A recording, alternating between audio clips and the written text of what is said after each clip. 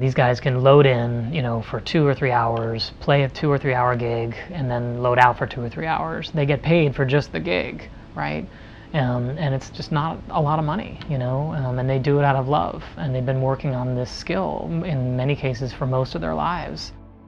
A gentleman came out and saw our show, and afterwards he had said, "You play great guitar, the band, really like the band. How come you don't have, one of those really nice Jerry Garcia custom guitars?" I just told him, I said, we're living within our means. He said, "Well, what if you could pick any guitar you wanted, any one?" And thought for just a second, and I said Tiger. But I'm in no position at all to get anything like that. So shortly after that, Andy told me to put a deposit on a Leo Elliott Tiger for me. It's an amazing guitar. This is Grateful Guitars, and at Grateful Guitars, we identify players who are worthy of incredible gear. We are connecting you with one of the amazing world-class luthiers, Rich Hogue, who builds an incredible Hogue black knife guitar.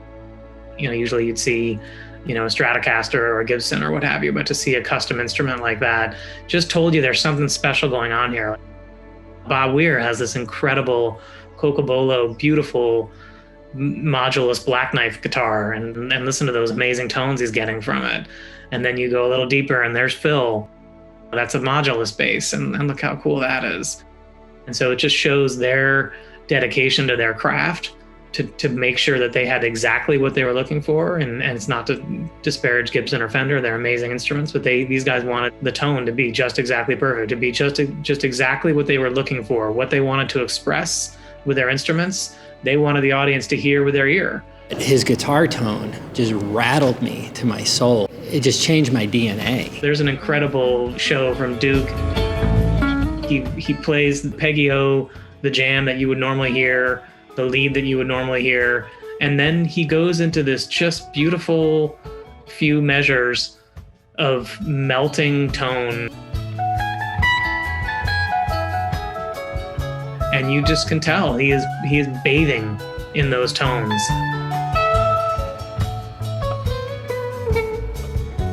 That moment, that kind of a tone, it means the world, to us fans. And as a gear guy, you wanna capture it. You wanna be able to do that again, to sometimes scratch that itch, to hit that tone that you heard, that you remember hearing, that touched you so deeply.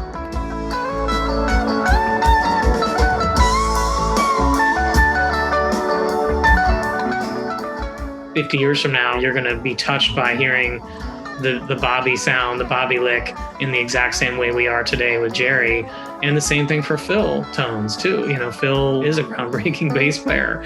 No one does those leads and those runs like Phil. And he's inspired a whole bunch of bass players to play that way. It touches you really deeply. And yeah, you do remember Jer and the connection and the fondness that you had for his style of playing.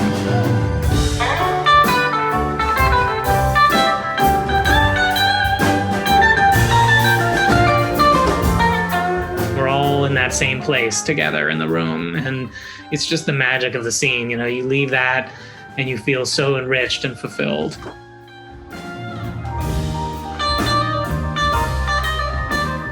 Several luthiers are making a living because of the strength of this music and because of the art that those guitars represent. Oh wow. Just can't wait to see the joy that this instrument brings, both to Evan and also to all the fans. It's like watching my kid score a touchdown.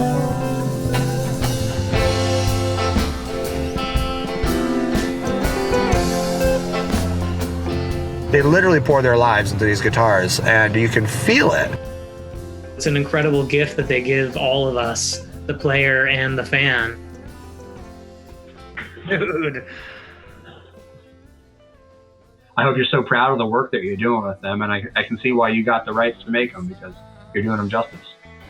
Without you guys, I wouldn't have been able to make anything. So I'm really appreciative to be able to have the time to dig in and make it exactly right.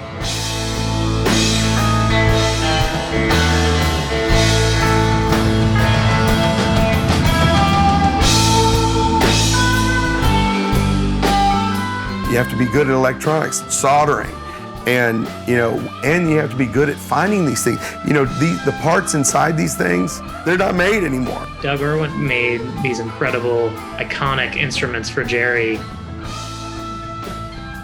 You know, with those dog ear horns on the top, or hitchhiking thumbs as they call them. That was so shocking to see. People always would ask me, what makes your guitar so good? I said, Jerry Garcia was playing them. Doug had to innovate in ways that, you know, were otherworldly, adding brass to Tiger. Doug Irwin was told, you know, do whatever you want, go for it. It's been said that Doug's an alien. How could he have done what he did? It's incredible with Tiger. You know, where did that come from? We have his innovation to thank, and now we have it forever. Well, I've heard of foundations giving musical instruments to people and stuff like that, but these are incredibly high-end musical instruments. What other band would have something like Grateful Guitars? Do you think there's like Red Hot Chili Peppers guitar foundation, you know? What that foundation is doing is pretty incredible. These are 2 different 500s that we made for Andy. And from what I understand, he just gave it to these guys. You know, being in a family and having 3 kids and a mortgage and bills and all that stuff, I mean, owning a guitar of that caliber was just not something that would be realistic for me. Oh my God. I don't even have words.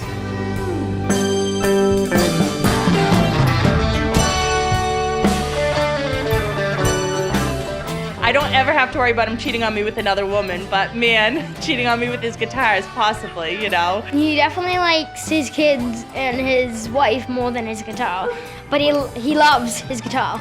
I'm pretty sure it slept with us for a few nights. You know, this means so much to me, and I know it means a lot to our fans. The greater good behind arming musicians with this kind of gear is it's inspiring. You can do stuff on these guitars you can't do on other guitars. A lot of them are great musicians and they've been playing, you know, wonderful music on their instruments, but you give them a tool like this and it elevates their game. They play better, they play harder, they have more fun with it, and the more fun that they're having with it, you know, the more fun we fans will have out there in the audience.